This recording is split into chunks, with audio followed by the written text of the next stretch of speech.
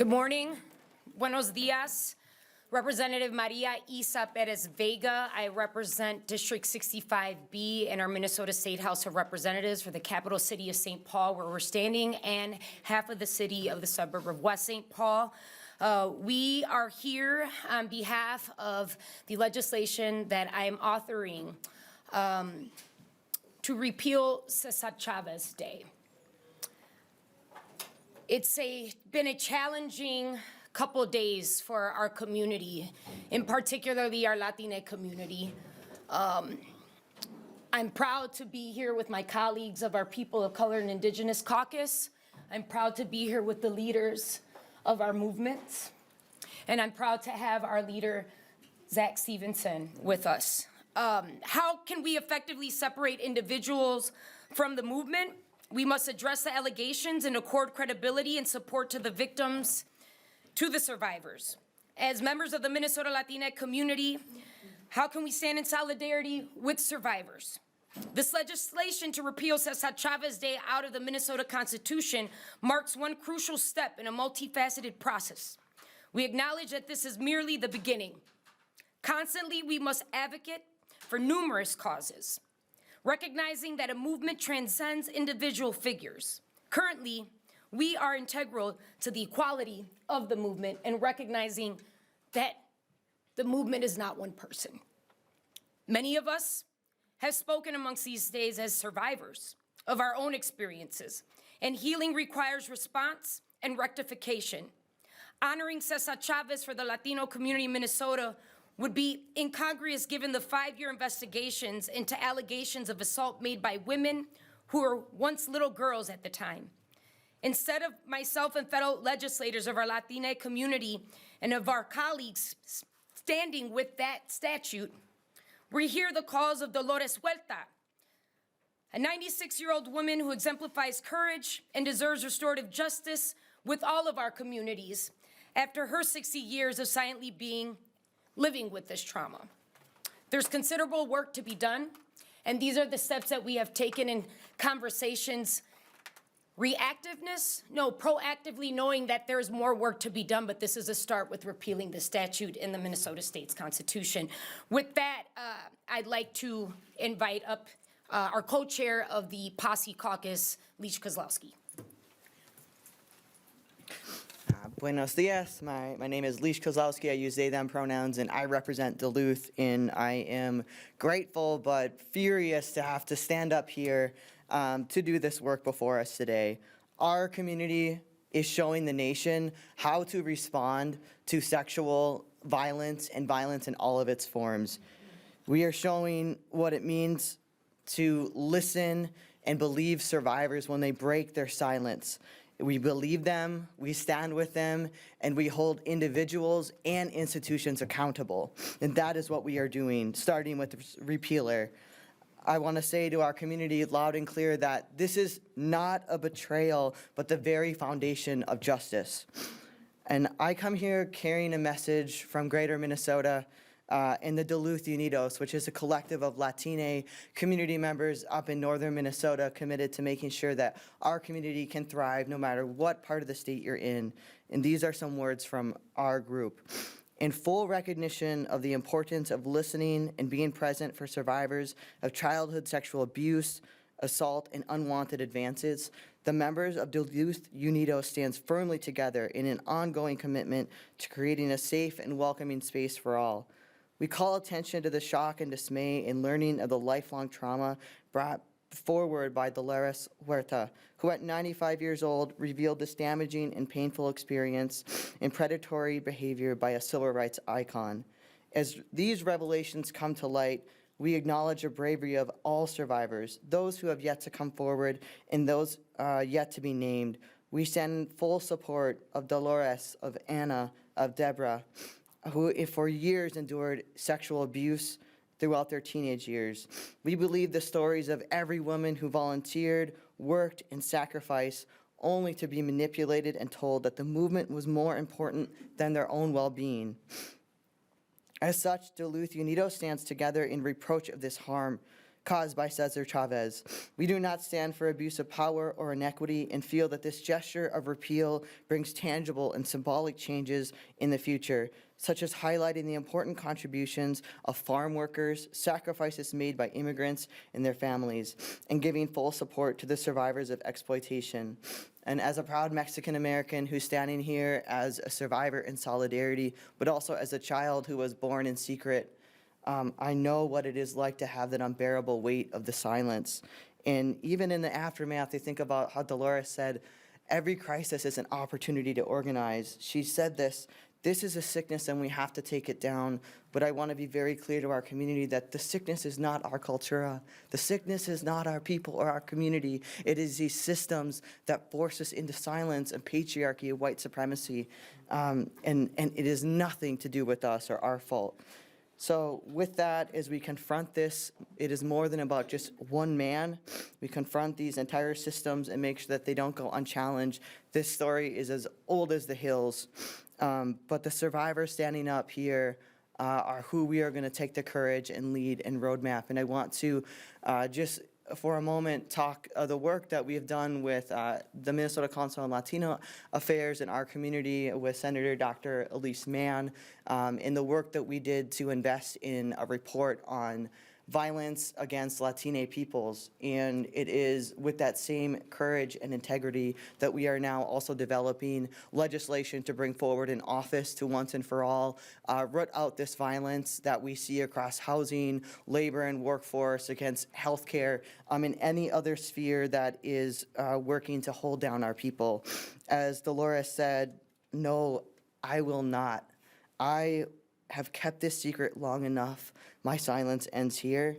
To Dolores, to Anna, to Cynthia, to Esmeralda, to every woman, boy, girl, LGBTQ member of our community, we see you, we believe you, we love you, and we are going to not let this be a moment, but a movement and a new era to make sure that we have a better world for our people. And with that, I want to invite up the amazing Ramona Rosales.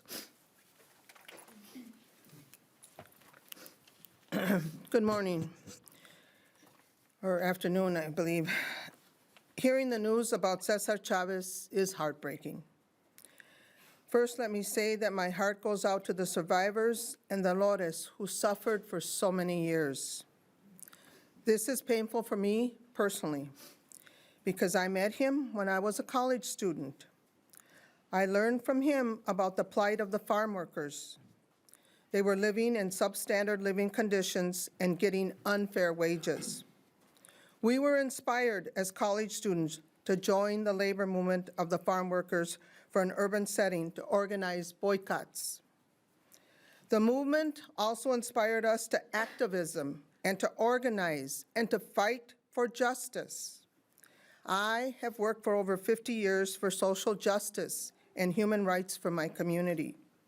Out of that work came community nonprofits, a health clinic, a Chicano Latino Studies department at the University of Minnesota, and a school that I founded and I named after César Chávez. I also helped to name a street after him in St. Paul's West Side.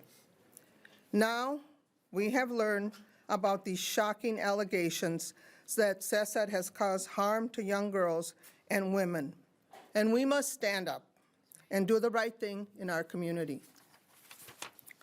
I have made the following recommendations: that the Board of Academia César Chávez take down the name immediately and change the school's name. I have contacted the mayor's office and St. Paul City Council to change the name of the street that was once named after him. I am supporting Representative Maria Isa Perez Vega, DFL of St. Paul, to pass legislation to repeal César Chávez Day in Minnesota. But I do not want us to diminish the good work that the movement has accomplished over the past 50 years, led by many individuals who have worked hard and have made many contributions and accomplishments for our community, both locally and nationally. The movement, la causa, the cause, is much bigger than one person. Lastly, I want to call out and encourage everyone that we must continue the good work, the fight for human dignity, and justice, and especially for those whose voices are not heard. La causa sigue, la lucha sigue. Gracias. Gracias, Ramona Areguin de Rosales. Means a lot for our community to have you here. Next up, I would like to invite the Executive Director of Unidos Minnesota, Emilia Gonzalez. Good afternoon. My name is Emilia Gonzalez-Avalos, Executive Director with Unidos Minnesota, and I am speaking today as an organizer, as a Mexican-American, and also as a survivor who understands deeply what it means to carry the story of our people as we continue to organize for better conditions for our folks. We are taught to honor those who came before us, to uplift our heroes, to pass their stories on with pride, and for many of us, César Chávez Day has been one of those moments rooted in sacrifice, dignity, and the struggle of farm worker rights. But honoring our history does not mean we stop telling the truth about it. It means that we tell the whole truth, because our communities, especially our children, deserve nothing less. In recent days, the serious allegations have surfaced about harm involving minors connected to spaces that were led by César Chávez. Whether every detail is proven or is still contested, the weight of these concerns cannot simply be ignored, dismissed, or buried in the name of legacy. As women, as GBLTQ folks, we know too well what silence costs. We know what it means when harm is minimized to protect our reputation. We know how often our communities are asked to endure in quiet, to not make waves, to protect the image in the name of unity at the expense of accountability. But what kind of unity is built on silence? What kind of pride asks us to look away? Repealing César Chávez Day is about drawing a clear line that no legacy, no matter how powerful, no matter how important, stands above the safety and dignity of our children and our community. We can honor farm workers. We can honor the movement en la causa. We can honor the struggle of labor rights. But we don't have to enshrine a single figure in a way that leaves no room for truth, complexity, or accountability. Our communities are not fragile. We are strong enough to hold both pride and critique. We are wise enough to evolve. And as a Latina, I believe this. Our legacy is not defined by who we protect from exposure. It is defined by who we protect from harm. So today, I call not for forgetting, but for rethinking. Let us build new traditions that reflect our highest values, where justice is real, where children are the center, and where honoring our past never comes at the cost of our future. So let me be clear about what we're doing today. We are repealing César Chávez Day because we have a higher bar for truth, a higher bar for accountability, and a higher bar for anyone whose name we choose to elevate, honor, and institutionalize. We are saying without apology that no legacy is beyond question, that no movement is exempt from critique and accountability. And when it comes to safety and dignity of children, there are no exceptions. Some people in government should take note of that, because in a time when powerful men across this country have been shielded, excused, or quietly protected, even in the shadow of revelations tied to Jeffrey Epstein, we Latinos are choosing a different path. We are choosing to not look away, not to minimize, not to wait for permission to do what is right. This is what accountability looks like. It's not selective, it's not convenient, and it's also not partisan. It's consistent, it's principled, and it's unapologetic. So as a Mexican American, I stand in the fullness of our history, its pride, its pain, its contradictions, and I believe this. We do not honor our people by protecting myths. We honor them by protecting each other and our community. So today we draw a line, not against our past, but for our future. And we make it clear, the standard is higher now. and it applies to everybody, no exceptions. And so I'll next introduce my sister, Monica Bravo, Executive Director from the Westside Community Organization. Good afternoon.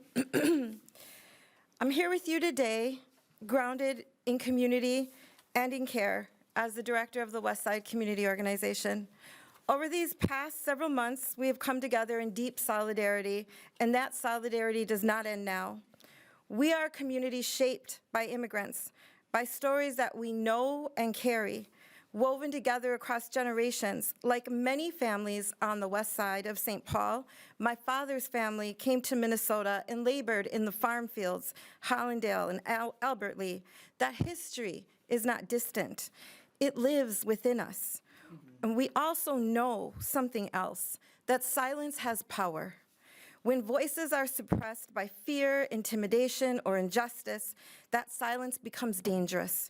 It protects harm, it isolates survivors, and it allows power to go unchecked. But the moment we break that silence, that is where healing begins, and that is where we reclaim our power, not only as individuals, but together. Because real change is never won by one person alone.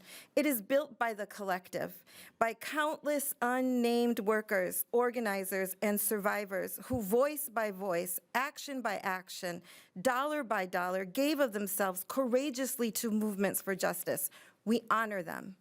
We remember them, and drawing from that same courage, we must face truth. As a survivor, I am viscerally connected to the stories of those who have spoken out about abuse. They are part of our collective history and the many untold stories. They are asking something of us. They call us to accountability. Here in District del Sol, where a street bears César Chávez's name, and where we have publicly placed his image, we are faced with a responsibility to decide what we honor and how we move forward. Let us choose to honor what we build together, not myths of individuals, but the strength, truth, and dignity of our community. Thank you. Thank you, Monica Bravo, and thank you for all those who are standing in solidarity. Our mayor from our capital city of St. Paul, where these streets are named. There's considerable work to be done, both within our community and beyond, and to those in need in Minnesota, all of our multicultural collaborative movements. We care. This is a message of us in solidarity saying that we are committed to navigating this challenge together. We will uphold the dignity of every individual fighting for equality, like our farmers in those histories that Director Monica expressed. We are here refusing to condone actions that exploit and harm others under the guise of justice. We demand accountability from abusers and support survivors of sexual abuse, advocating for consequences and repercussions. And as our great Shiro Dolores Huerta says, sí se puede. Today, hoy se puede empezar las conversaciones y pasos a despojar para lo que puede curar nuestro futuro.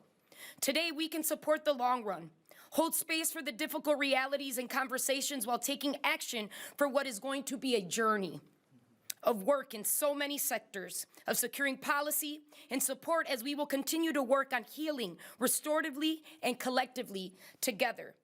Listen to women. Believe women. Believe our children.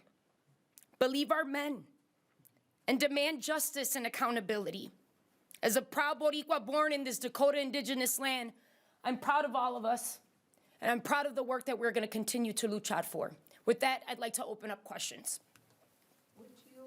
In this repealer bill, would you replace the name of the day with something else? I know, I think California called it, Farmer Workers Day in general, or was it just simply take away the name for the day? We need to process to restore the healing, and we are asking through this repeal to take away the name. And we are collaboratively working with not only the West Side District of Seoul, but with all Minnesotans from greater Minnesota, the rural farm workers that continue the work and labor movements today. So we need to repeal this action and reconvene with all of us, because it's not about one man who makes a movement. It's about the movement, making the movement together as we move forward. Oh, go ahead. I'd like to add one thing. One thing that I want to see is that we do not lose what we have gained. Naming that street at the time when we named it was so that we could say, these are the accomplishments of our community. So we want to not lose that. We want to, whatever we do, is that we say, we still want to identify and still recognize the accomplishments of our community. And do you have bipartisan authorship? Expect this to go through? Obviously, you need that in the House. Our leader has spoken with our Speaker of the House, and, you know, he can address to that. And I've also had numerous calls, in particularly with colleagues on the other side of the aisle, in the last 24 hours. And you expect it to fast track with deadlines coming through? We're pushing for this, absolutely. I mean, do you have any timeline at this point for hearings or floor consideration? You know, first bill's been drafted, we got that through, right? And now, like I said, we're pushing for it. We are calling for action immediately. What do we do in 8 days, though, when it's March 31st and it's day? We will be moving on the House floor today to declare an urgency and pass the bill off the House floor today. That does require 90 votes on the House floor. As Representative Perez-Vega said, there have been conversations between DFLers and Republicans on this issue. I'm going to leave those conversations behind closed doors, but, you know, and allow our Republican colleagues to speak for themselves, but we are hopeful and optimistic. But even if you can't get the urgency, do you have support of Speaker Demuth of moving this at some point, if it not before March 31st? I don't want to speak for Speaker Demuth, and I don't want that to cast negatively. I just want to let Speaker Demuth speak for herself and let Republicans speak for themselves on this issue. I think there's been a lot of good conversations about this, and I think there's mutual concern about the issue. And I do expect that we will move this bill one way or another. But we are going to try today to get it off the floor today in recognition of the fact that March 31st is right around the corner. What's the other way? You said one way or another. If you can't get it off the floor today, can you? It can go through the regular committee process. Can we hear a little bit about, I guess, the importance of maintaining, I guess, as you guys were talking about, the importance of recognizing labor rights and the work that was done, but detaching this name and what that looks like. Someone who's been attached to this movement for so long, how do you do that work? We create legislation to support that, to support the recognition of the movement. And those are the conversations that we are holding right now. You know, for this specific legislation is repealing, and we're in collaborative efforts of, we're not erasing the impact of the movement. You know, my mother was one of the first recipients of the César Chávez Award here in the state. Thank you. And I'm not discrediting the work that my mother has done, that our elders have done. It's not his movement. It's the movement of, in particularly of the women and the mothers and the tias. And we're here standing up for them and our grandmothers who couldn't speak up. And we're here to speak up that our daughters don't have to face this and their brothers don't have to face this. That's right. Can somebody speak to some of the other actions that would it require, the legislature would require the city of St. Paul, or I mean, we're talking about the school and the street. I mean, how quickly can you act on those things? Our mayor's here. Yes. I'll let her answer that. And we went through the mayor's office to name the street, so now that's why I have asked that they Yeah. do. So last week, with a sense of urgency, we spoke with Wesco, with Monica and them to say, like, what is the way for us to move forward? Because this isn't the city's decision. This is our residents' decision, and so we want to pull a larger stakeholder group together.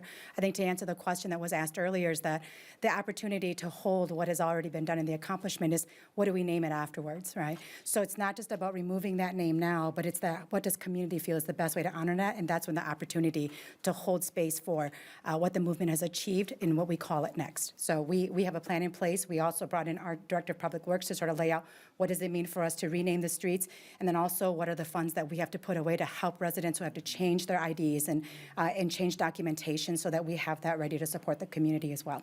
So in other words, you wouldn't move to change the street name quickly without knowing what you'd replace it with, maybe in a way that repealing this day could move more quickly. I think that that'll be up for the community. So we actually, I asked Monica and the Wesco to give a list of all of the stakeholders and community members and leaders who we should bring to the table to have that conversation. I think that they will direct us as to the steps we'll be taking around that.